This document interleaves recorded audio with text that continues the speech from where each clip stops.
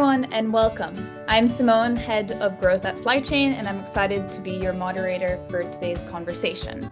We've got a very engaging discussion lined up with two very inspiring leaders. We have Ethan Schwarzbach, the CEO and co-founder of Flychain, and Nate Maingi, CEO and co-founder of TherapyIQ. To all of our healthcare providers out there, this discussion is for you. We know the challenges you face in running a successful practice and focusing really on delivering exceptional care. And today we're diving into how Flychain and TherapyIQ together can help you achieve these goals.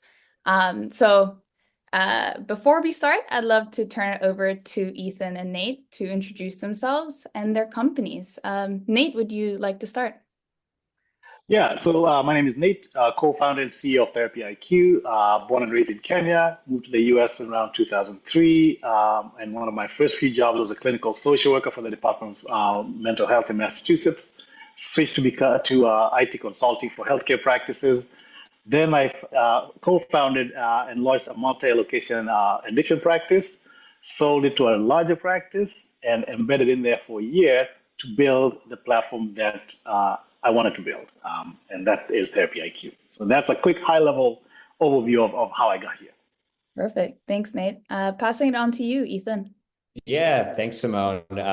Ethan, co-founder and CEO of Flychain. We've built the financial operating system or the financial toolkit for small to medium-sized healthcare businesses. My background and most of our team's background is actually very kind of traditional finance, and the last 10 years in the financial technology world, helping small to medium-sized businesses get access to capital, kind of specialize in providing the right banking solutions, accounting, valuations. And yeah, we're excited to chat here to tell you a little bit more about our journey. Perfect. Thank you both. So let's take a step back. We want to understand, every company starts with a dream or a vision. So for both Flychain and TherapyIQ, what was that vision or that dream that really inspired you to start your company? Maybe Nate, you can start. Yeah, so for me, at a very early age, I saw family members struggle with mental health. So that shaped my perspective about mental health and addiction at a very early age. Now, I didn't choose that. It seems like it chose me. Like I said, one of the first few jobs when I got here, I actually worked in a mental institution as a tech, a nighttime tech, actually helping clients who could not help themselves. And then worked my way up to a clinical social work position with the state of Massachusetts. And I was looking to make an impact in people's lives, really. That's really what it came down to. And I found out, when I was a social worker, I was drowning in paperwork and not really making an impact with my clients, and of course, overwhelmed with a caseload. And so I exited, and I thought the best impact I could have is as an IT consultant to those healthcare practices.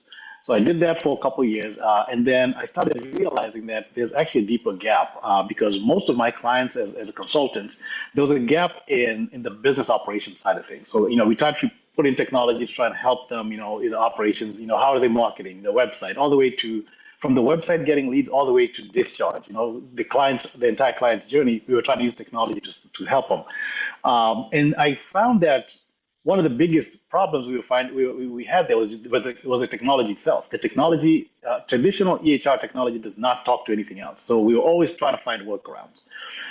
So following that, I went into launching my own practice. My current co-founder, Amy, and I, we launched our own. It's called an IOP-OP addiction practice. Grew it to 30. We started acquiring other locations and grew it to about 3 locations with about 30 team members.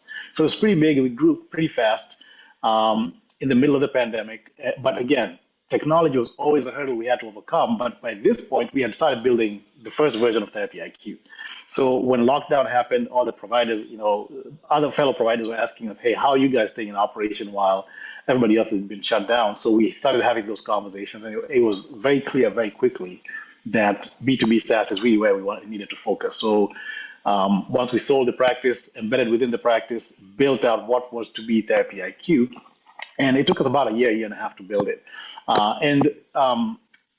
My goal was to influence this with this platform. The goal was to influence the delivery of mental health services by, one, improving the quality of care that the clients are receiving and higher successful outcomes because that's at the end of the game with any healthcare, you want a successful outcome. And so the more of those we can get, the better. And if technology can help, then let's do it.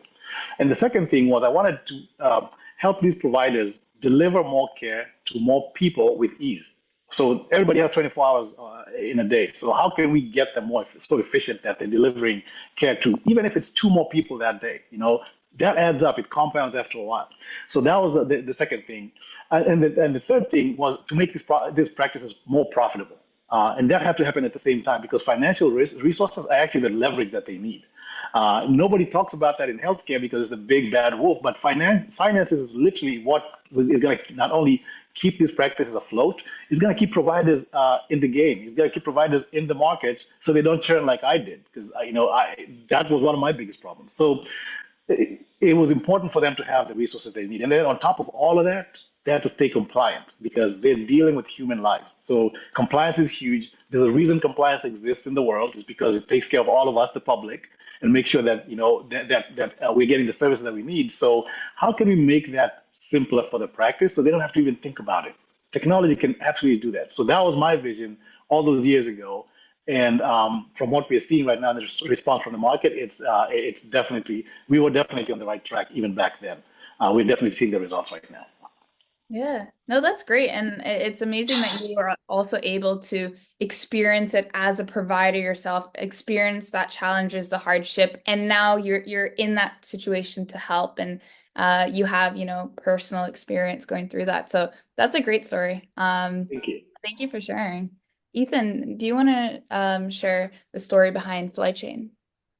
Yeah. I kind of mentioned, earlier that we're all finance and fintech or financial technology people, unlike Nate, who actually provided care. That being said, during the pandemic, I moved home to Bethlehem, Pennsylvania, where I'm from, and I actually filled out my father's Paycheck Protection Program application. He was a small business owner himself. He was a dentist, ran an independent practice.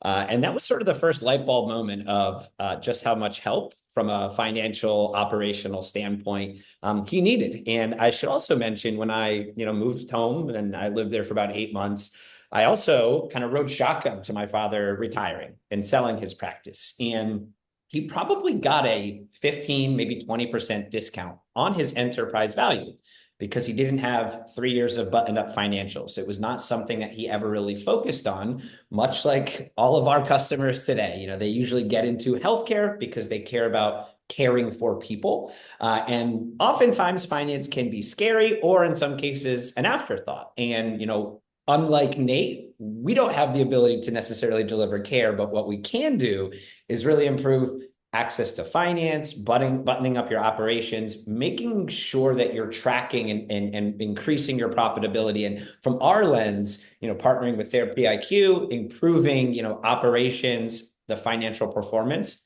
ultimately leads to, more folks getting cared for and higher quality as well. And Nate mentions, his mission, if he can get 2 more people served that week or that month, like that's a very similar mission to ours. We lend to businesses. Sometimes that money is used to hire 1 more person to take patients off the wait list. And so, very similar missions, but we kind of started at different places, but kind of got to the same end result.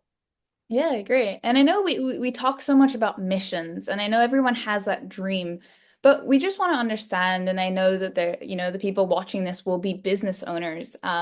And starting a business is never easy. So we just wanted to understand, what were the key challenges that you faced in turning that dream or that vision into reality? Yeah, Nate, I'll happily just take this over real quick. Yes, I think please. with any business, when you first get started, it's a very daunting experience. And so, just some of those table stakes things like, how am I going to pay myself? Do I have to raise money? Do I have to hire people, and what order? And so these are all questions that as, business owners and founders ourselves, we had to wrestle with. And I think one of the biggest ways that we were able to, I think, combat some of those things was building a village. We kind of say it takes a village to start a company. And for us, we're not necessarily like behavioral health clinical experts. We're experts on this side. And so much like our customers lean on this, like we've leaned on other partners, other institutions, vendors, et cetera, to help kind of build our company and get it to where it is today. The other challenge on a more personal level is, we're building financial services, financial technology. And for us, I mentioned many times our customers think finance is scary. And so that was more of almost like an existential challenge, if you will. How can we be the friendly finance people, make this, I think both educational but also easy to understand so that it's not as scary. And so I think those are kind of two challenges that we solve by bringing in the right folks that are experts at their specific, piece of the pie, hence TherapyIQ. But also then kind of just approaching this universe with humility and understanding, like we need to meet our customers where they are versus kind of telling them what to do. And those are challenges that we still see every single day and are always adding more partners and always trying to have a more educational and a better, more intimate understanding of the pain points of our customers. Yeah, I love that. I love that community aspect. Building a business doesn't have to be you alone, with your co-founder or whatever, trying to tackle all the problems. It's always about those partnerships. Nate, is there anything else you wanted to add to that? Yeah, I mean, like Ethan said, it does take a village, absolutely, and that's something I knew even before I started this. I had, had a few other successful ventures, and founded and exited a couple other businesses, and that's the thing. You realize as a leader that you will never be able to do this alone. If you're gonna get it to scale, you're never gonna be able to do it alone, and you're gonna need partners, and you're gonna need a team that understands that. So clinical work and running a practice is very different beast to running a software company. In healthcare, people's lives are on the line. So I had to make sure that this business from day one treats the practice as a full business and not just a clinic. Traditional EHRs mostly, they'll build a product and they'll just look at the practice as a clinical operation. Our platform and our whole business and my entire team has to see these practices as a full business because that's the piece that's missing in the market. And then I also wanted to build a platform that adapts to the workflows of the practice and not the other way around. We did not want the practice to now have to learn what we're doing. So that was a big challenge for us too. And how do we overcome that with design, right? And how do we overcome that with the platform itself? We also didn't want to replicate anything that was out there in the market. We saw what was out there. It was not working, obviously, for us or anybody else. So we didn't want to build anything that was incrementally better than what was out there. And we also wanted to eliminate all the third-party tools that they're using because that's the other problem we had. Spreadsheets and all this software that you have to log into, and the quality of care cannot be one. The practice owner needs visibility into the entire business, and two, the quality of care you cannot validate the quality of care when you're using multiple different siloed workflows. So we wanted everything to be all in one place. And us as a team, we wanted to focus on the practice's profitability because providers are always focused on the healthcare and delivering quality care and successful outcomes, but who's focused on the money? So we wanted to focus on the money so that they don't have to worry about that. And of course, we wanted to create a platform that has inevitable growth. Now, inevitable growth for the practice. Now, I know what my struggles were as a practice owner in building my own practice. So the platform had to take away all that thought process, and everything that could be automated needed to be automated so a human being is not doing it. Now, your question was, what does that look to Nate, right? So Nate has this idea, and it's a lofty idea, but what does that really mean when you get down to it? It means you have to build a team that gets that. Right, so it's not just me. I'm not going to be able to write all the code I need to write to build a platform like this. It's a massive platform.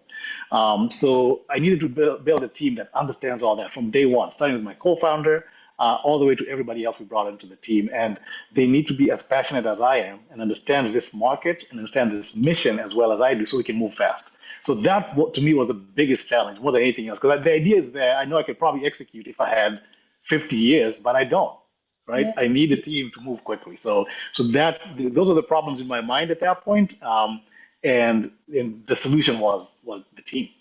Yeah, I love it. I can feel the passion when you talk. So I love that. You have to be that leader, that shared vision. You have that vision, and you have to work with a team to achieve it. Yeah, that's great. And I think a key question here, with this partnership. And specifically for, the healthcare providers tuning in, who really aspire to that dream of running a successful practice and delivering that exceptional patient care. How can Flychain and TherapyIQ work together to support them in achieving these goals?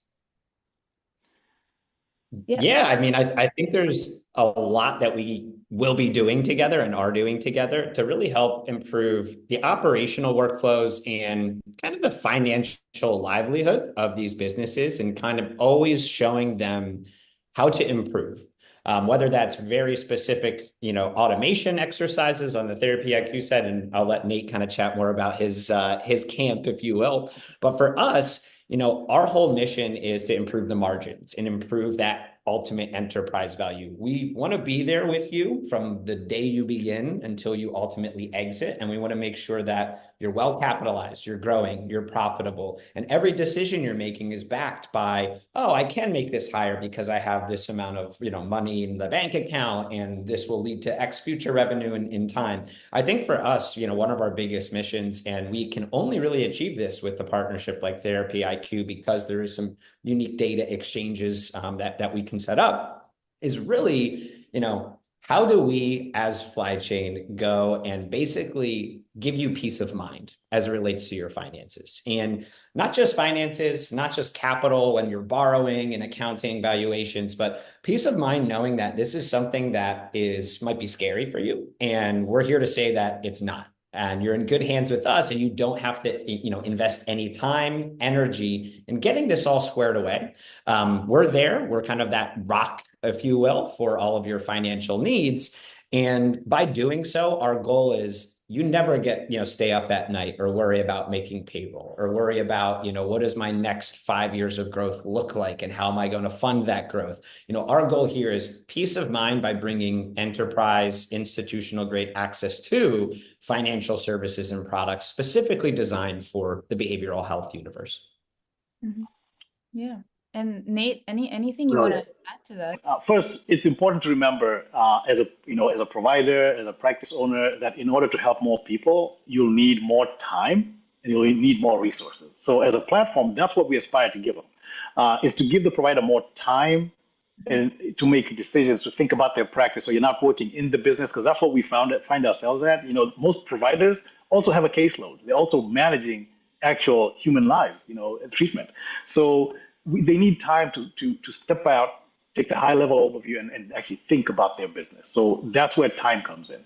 And we do that by automating a lot of the stuff that they need to do, so that they're not spending too much time documenting, double entry and stuff like that. So when you think about automation, it helps not only save time, it helps reduce errors.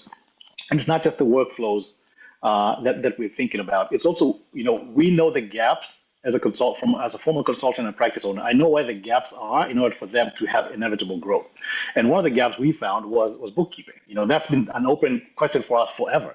Is how can we integrate bookkeeping? And we keep hearing questions. Hey, we want QuickBooks. We want, and for me, I'm thinking, you can't be using the same bookkeeping software that your lawn guy uses, to run a mental health practice. I mean, that makes no sense. It didn't make sense for me. I couldn't even use it. I ended up using spreadsheets. So that's why, a partnership, it's super important for us to bring a partner like Flychain into our ecosystem, because that's what our providers need. And we know QuickBooks doesn't work. I've seen Flychain. Flychain is the answer. So we don't need to reinvent the wheel as a product. We partner with a partner who knows what they're doing, who's focused on the same people, and actually has the same mission that we had. And I can't imagine a better, partner than Ethan and Flychain, with the experience with his dad. So when we think about that, that's key. And then the second piece is, I've said it a couple of times on this call, a fully integrated platform provides you full visibility. Like, I want you to go to Paris on vacation and open your phone and log in on your phone and see what's going on with your business. How many notes have not been completed? How much money is still out there? How many clients have been discharged? How many are not being seen because someone's not doing their job? That's all valid questions for a business owner, right? So on top of all that, ultimately as a business owner, what I've learned over my years of being a business owner is data solves everything. Like, data-driven decisions is everything. Just, you have to have the right data in order to make the right decisions. And the first thing you want to do is set up, how am I acquiring this data? How is this data clean? Because garbage in, garbage out. So the data has to be clean. We don't want double entry on the platform on your account, so that when you're making these decisions, you're not making decisions on dirty data, right? So that is as important as as as actually seeing the client, because this is how you make sure that the quality of care is high, successful outcomes are higher, and your team is operating as efficiently as possible, because that's where your dollars are going. So, with all that, for me, Flychain was a no-brainer. This partnership was an absolute no-brainer, because we've been hearing this question from practice owners for a while. And so coming in here and giving them not only the opportunity to see their data from a clinical standpoint, but also from the financial standpoint, that's the biggest win. Because when you go to sell a business, I've sold a couple businesses just like Ethan's dad has. That's the data you're going to need, and you know what? If the data is not clean, you're getting a markdown on your valuation, and that's just the truth. That's how business works. So for me, this was key. When I sold my practice, I know what I had to do to get it sold. So for me, I'm trying to make sure that these practice owners have that from day one. The best day to have set up your business right is when you open, but the next best day to do is right. So yeah. We always say the best offense is a good defense, and there's no time like now than setting up, the right infrastructure for you to manage and scale your business with informed decisions. And not to beat a dead horse here, but Nate, we feel the same way. Like partnering with the right type of software, institutional grade software, to help manage your business, keep all of the data in a singular location at your fingertips is really how we can also lean in and help even provide additional insights on how to improve. And it all starts with that foundational data, a shared mission, and a desire to help, these customers. 100%. Yeah. I love that. And I think, just to wrap it up, for both of you, maybe you can share a one-liner. If someone had to take one thing away from this call, why Flychain, why TherapyIQ? For me, the takeaway is, success starts with the right setup, choosing, the best accounting or bookkeeping, practice management solution, payroll, billing systems are all fundamental to operational and financial success. But wanted to see if there's any, final concluding liners, just so that people can come away with a powerful idea and thought here. I think go for it, Nate. No, I guess we're just both excited. We're excited, eager to go. Yeah. Mine is, look, I know practice owners, they know the clinical side of their business. They know that part. We don't need to teach them anything. We don't need to coach them. They know that really, really well, because they're able to build their businesses and grow. The one takeaway I would have from if anyone takes nothing else away from our rambling call here, is data-driven decisions are what sets apart the most successful practices or in businesses in general, and the unsuccessful ones. That's really the key. You cannot rely on instinct or emotion. It has to be just data is what helps you make the best decisions, whether it's clinically, whether it's financially. But right now, we're talking about the health of your business, and business is resources and revenue. So data-driven decisions are the way you get there. And you need to decide what happens with your practice, because this is your dream. It's not about anybody else, and data can help you do that. I love that. Yeah, I couldn't agree more. It's actually still a little bit of my thunder, but I would also just to hammer this home, I really think it is that village approach. It's bringing folks like TherapyIQ and Flychain together to handle the elements of your business that you might not have an expertise in, or in some cases don't need to have an expertise in, right? Focus on running your practice, hiring, training, serving really, quality versions of care, and let us worry about this. Granted, we're not in a little black box here. We're not on an island. We're here on your journey with you, but let us deal with things, give you that peace of mind, regardless of, kind of where you are in your journey. Yeah, I love that. So with that, thank you both. Thank you, Nate. Thank you, Ethan.